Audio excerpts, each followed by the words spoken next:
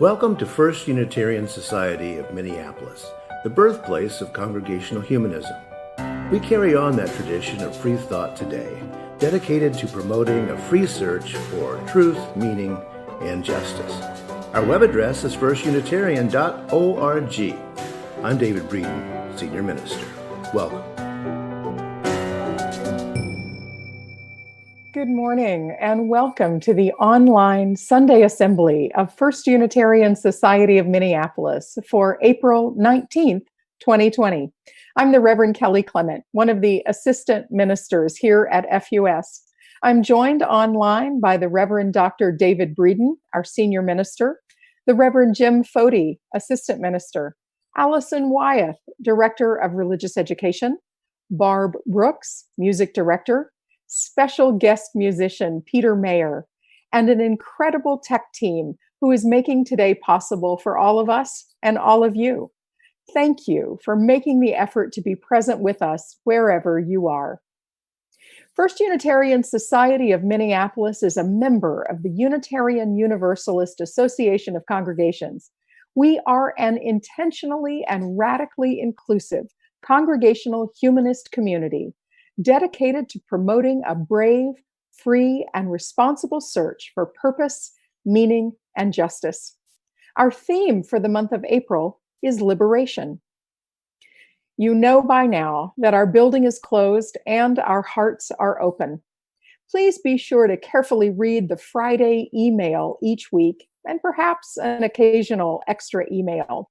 This is where we will post updates about activities and the many ways we still have to stay connected. If you're not on the email list, you can sign up there via our website, www.firstunitarian.org. It's at the very bottom of the homepage.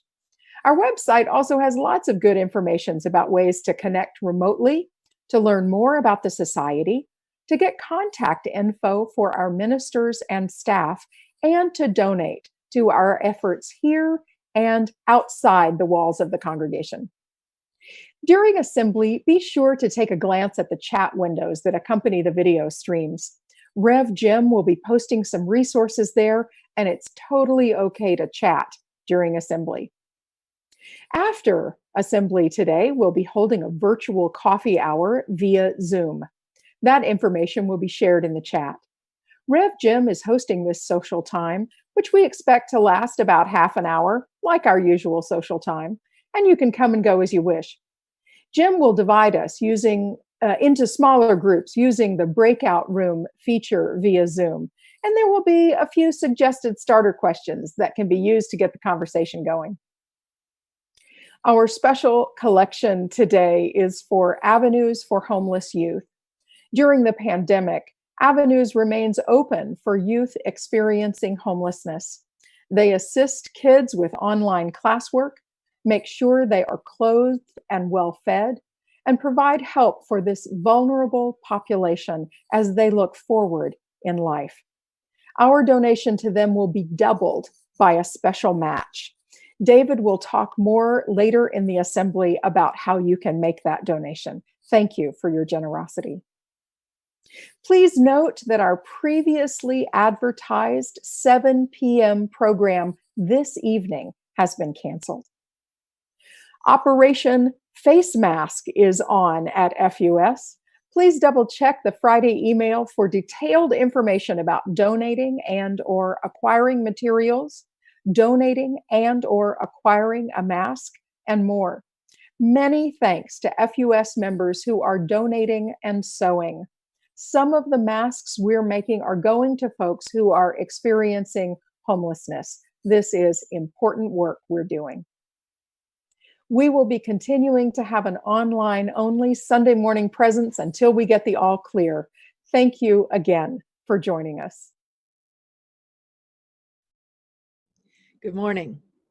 I'm Allison Wyeth, Director of Religious Education here at FUS, and I'm so glad to be here with you today. I wanted to invite our kids and youth and those who love them to our special add-on assembly designed just for them. We'll light the chalice, share our joys and sorrows, hear some music, and a story. We'll be meeting at 11:45 this morning, and I hope to see you there. I also want to remind folks that we're holding virtual coffee hour meetings for parents and adults connected to RE on Tuesday evenings at 8, where we come together for fellowship and support as we navigate these days with all of our new responsibilities and challenges. Finally, I want to invite our K through 5th, 6th through 9th, and 10th through 12th graders to drop in for some sharing and fun throughout the week. Our 10th through 12th grade youth meet on Thursday afternoons, and our K through 5th and our 6th through 9th groups meet on Fridays. Specific links to those meetings and the exact times have gone out in a recent email from me, but if you're having trouble locating that, or if you don't have it yet, you can always email me directly for that link. May you be well, and may we all be together again soon.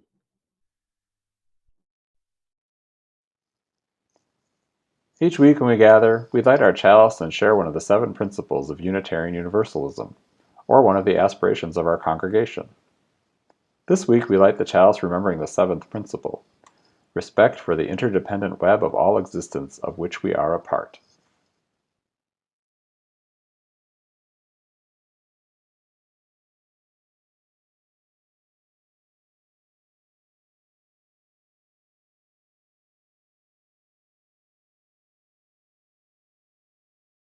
Love is the spirit of this place, and service its law. This is our great covenant, to dwell together in peace, to seek the truth in love, and to help one another. The time for all ages.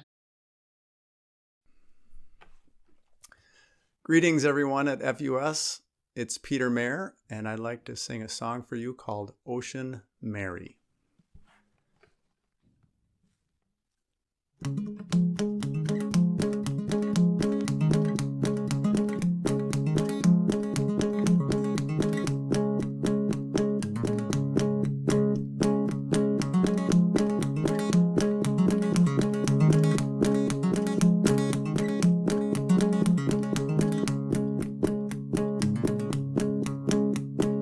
There's a street in a river town, and on that street is Mary's house. By the house is a deep ravine, and running there's a magic stream. Laughing over the sand and rocks, it runs the length of Mary's block. Another mile to the riverside, and 1,000 more to the ocean wide. Hey.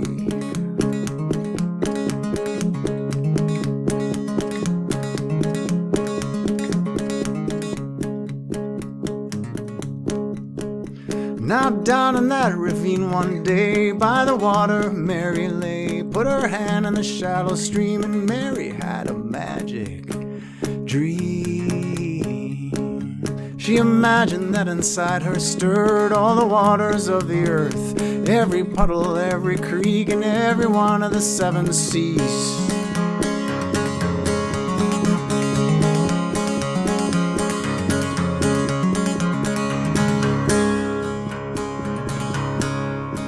She could feel the fishes roaming in her fingers and her toes, and in her chest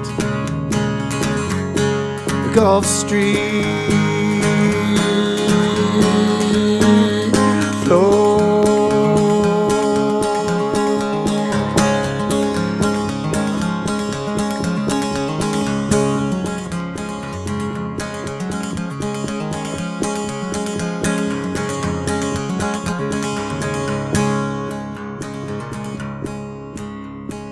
Ever since her dream that day, people say that Mary's changed, but they sympathize when they suppose it must be strange to be the ocean.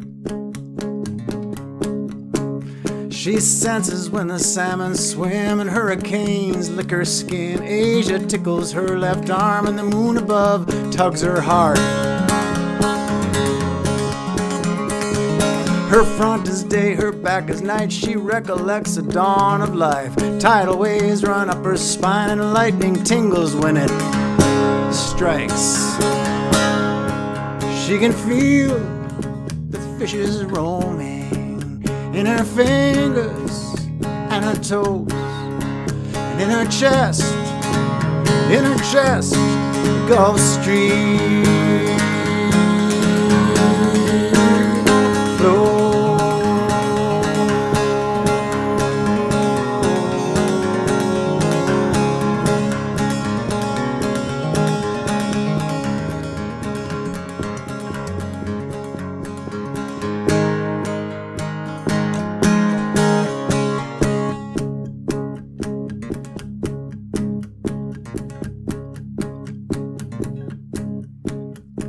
And all this happened, so it seems, because of Mary's magic dream. But some would say that lakes and wells, even rain can cast a spell. And every water drop you ask tells a tale of oceans vast. So careful when you take a drink, 'cause there's magic in the kitchen sink.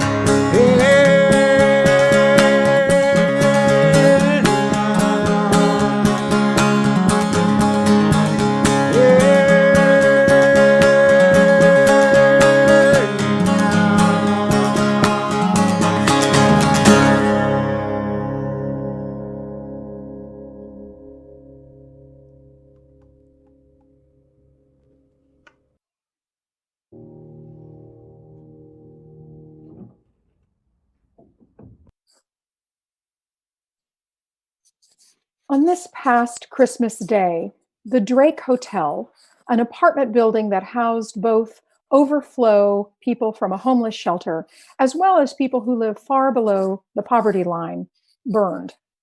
The 200 residents were almost all without options to find a new place to rent, little or no savings, and an impossibly tight and overpriced renters market in Minneapolis, made for folks out in the cold. Fairly quickly, the Drake residents who had nowhere else to go were housed by the county at a motel in Bloomington or at the First Covenant Church shelter in downtown Minneapolis. Align Minneapolis, which was formerly known as the Downtown Congregations to End Homelessness, was involved in some of the arrangements that supported these folks. First Unitarian Society is a member congregation of Align.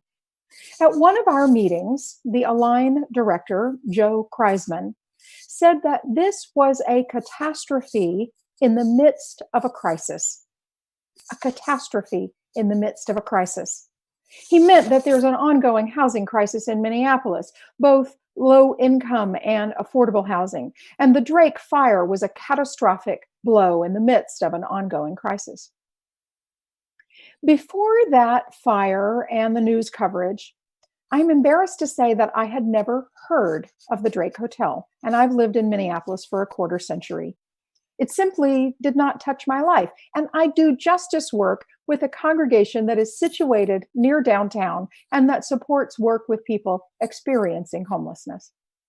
It's not because I didn't care, but I think because of busyness, other issues, so many irons in the fire, so to speak. Wow.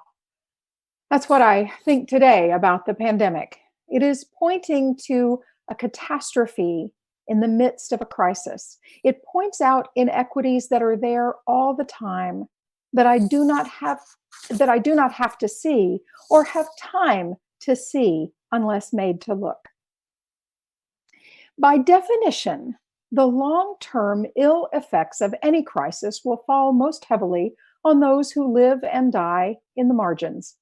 People who do not have reliable housing or adequate health care, who are living paycheck to paycheck, working, perhaps now unable to work, several jobs to stay afloat.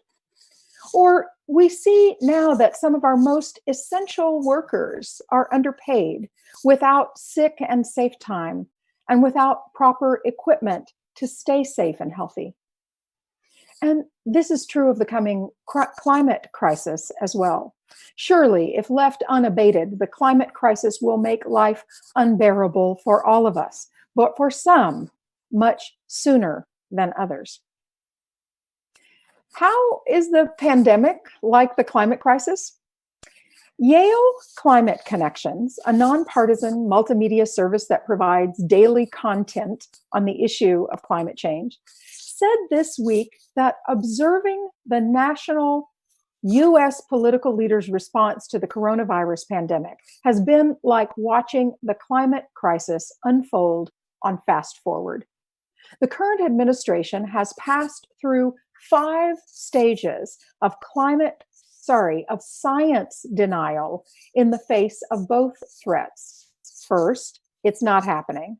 Second, it's not our fault. Third, it's not that bad. Fourth, solutions are too costly. And fifth, it's too late. It is not possible to create strong and resilient public policy from these postures of negligence, avoidance, and pandering. Our actions in the face of the pandemic, staying at home, suppressing our need to buy and fly, staying still, doing what seems like a very hard thing, is indeed possible and is indeed making a difference already. Not only are we flattening the coronavirus curve in Minnesota, but the environment the world over is showing signs of rejuvenation. Clear skies in Los Angeles, bird song heard on Fifth Avenue in New York City, quieter skies over my South Minneapolis home as 94 air routes have been suspended from MSP. It's not too late, and we are making a difference. Indian-born author Arundhati Roy has been oft quoted this week after she wrote that the pandemic is a portal, allowing us to see what we did not see before, and also to see what we could be in the future. She says, historically, pandemics have forced humans to break with the past and imagine their world anew. This one is no different. It is a portal, a gate between one world and the next. Yesterday, more than 60 people joined our climate justice team for our Turn Down the Heat event online. We had a big weekend planned where we were going to all meet in person. And once that was scrapped, this team pivoted to bring our content to an even wider audience online. That's the kind of innovative and inspiring thinking that is needed in the face of the climate crisis. No one person has to know or do everything, and everyone contributed a bit, even by their presence and encouragement. Catherine Jordan, lifelong FUS member, was the principal cat herder for our efforts. And she shared these 3 essential questions that we need to ask about our climate future. Must we change? Can we change? And will we change? Yes, and it remains to be seen. We learned about 10 things you can do to address climate change by 2050, things like electrifying everything, overbuild renewable generation, plant lots of trees, change agricultural practices, price carbon aggressively, stop financing and subsidizing fossil fuel, and educate societies, especially women and girls, in family planning.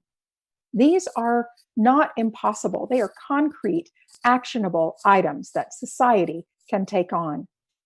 And we are continuing to build capacity, community, even in this time of pandemic, to do it. We learned about food waste and sustainable eating, about electric vehicles, about the household carbon tracker from the Minnesota Interfaith Power and Light. In fact, it was debuted in our presentation yesterday. A resource document is being shared in the chat here that links to many of the things we talked about yesterday. This week, FUS member Madeline Chiochi reminded me that it's hard for us as a society to be motivated by solving complex issues. Individuals are motivated by those complex issues, but it's hard as a society to find that motivating. We can get stuck. And when we are taught the lessons of overconsumption, we often feel like we can't do anything right. Does that sound familiar to any other justice issues you can think of? What Madeline says is that learning new ways of being, of creating relationships with our things, limiting our consumption, and seeing the things we have as items of beauty and worth rather than trash, can help our over-consuming ways, and even perhaps boost our endorphins. When we cease to scratch the itch of consumerism, we can gain peace and well-being, not more stuff. We ended our presentation yesterday with a lovely slideshow from FUS member Keith Heiberg, which you will see later. The photos Keith curated reflect a time before the coronavirus when we were able to gather in person to make our voices heard. Keith suggests that during Earth Day celebrations from April 22nd to 24th, celebrating the 50th anniversary of Earth Day, we use one or more of these messages to put in our windows, on social media, in our yards, the windows of our cars, on our bikes, wherever we can make it visible. On Friday, the folks who gathered outside the governor's mansion in St. Paul were crowded together without masks, without concern for their fellow citizens, apparently without understanding the problem or the need to believe in the results of science. They were protesting for Governor Tim Walz, bless him, to open the state. It is unconscionable that these folks were willing to endanger not only their lives and their children's lives, but their neighbors' lives through their need to have life work out the way we want it to. We need to create resilience in ourselves and help foster it in others so that we are willing and able to step up and do hard things. To mitigate the climate crisis, like flattening the coronavirus curve, we will be asked to make hard decisions, to be inconvenienced. To be resilient is to be liberated from the bounds of what has been, to imagine how we can become something better, stronger, freer of past expectations. Rihanna Gunn Wright of the Roosevelt Institute, writing in the New York Times this week, said, "I've always believed in America, not in our inherent goodness. I am too Black for that, but in our sheer animal will to survive. Crisis after crisis, our country has evolved to meet the moment, even if that meant changing the way we thought the world worked or striving to upend the imbalance of power." She continues, "COVID-19 and the economic collapse it has caused have laid bare how connected our problems are. We need to design the stimulus not only to help the US economy recover, but also to become more resilient to the climate crisis, the next multi-trillion-dollar crisis headed our way." Close quote. This pandemic has shown us in a way we've never quite seen how exquisitely interconnected we are, the exquisite and exquisitely fragile interconnected web of which we are a part. In Peter Mayer's song, Ocean Mary, our girl has a magic dream, and in it, she imagined that inside her stirred all the waters of the earth, every puddle, every creek, and every one of the seven seas. Her front is day, her front is day, her back is night. She recollects the dawn of life. Tidal waves run up her spine and lightning tingles when it strikes. Like Mary, like the story David read, our hearts can hold everything. all the darkness and all the light. Our liberation is tied up with building our awareness, taking this time we have been given to see, really see that we must change, that we can change, and yes, that we will change. So may it be.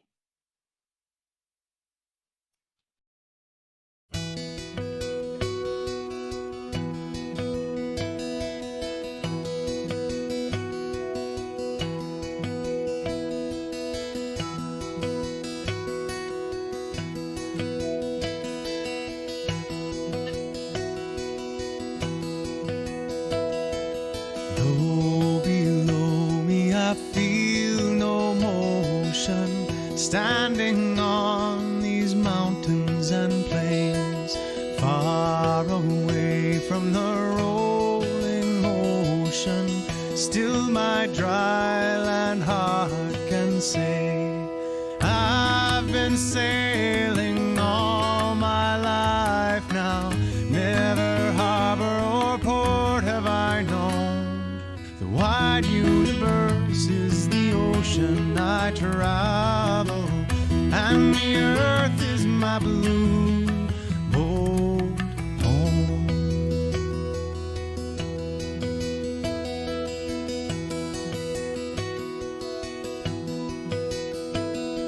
Sun, my sail, and moon, my rudder, as I ply the starry sea, leaning over the edge in wonder, casting questions into the deep, drifting here with my ship's companions, all we kindred pilgrim souls, making our way by the lights of the heavens in our beautiful blue boat home.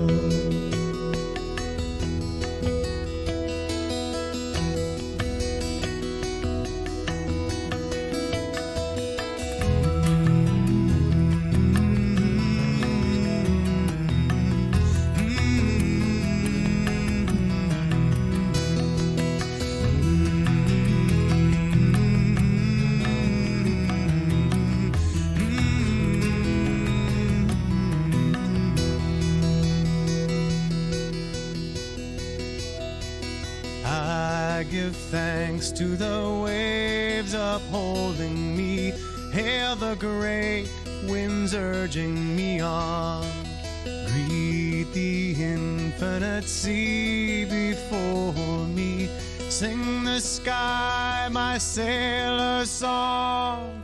I was born upon the fathoms, never harbor or port have I known. The wide universe is the ocean I travel, and the earth is my blue boat home.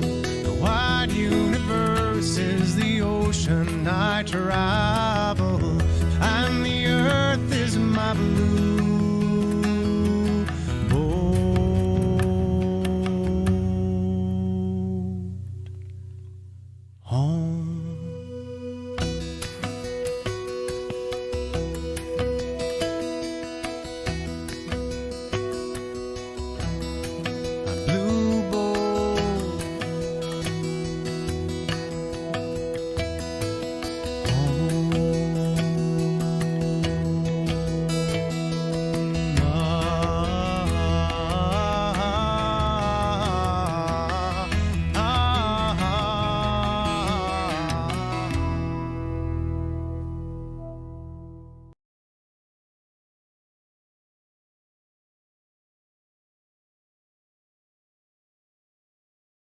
Hi, Rev David here, and I would like to extend an invitation to you to videotape either yourself waving high or extinguishing or lighting the chalice, which can be a candle you happen to have around the house.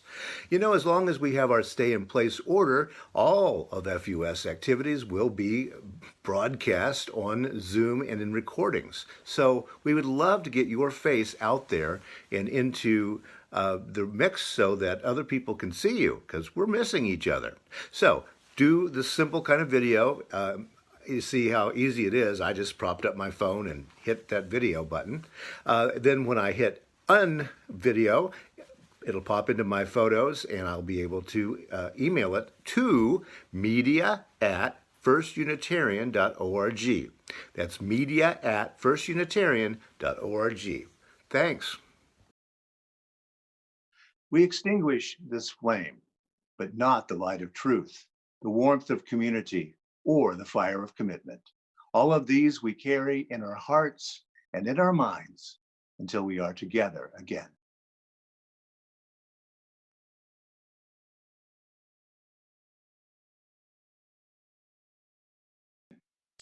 Today, we're taking a special collection for Avenues for Homeless Youth in Minneapolis.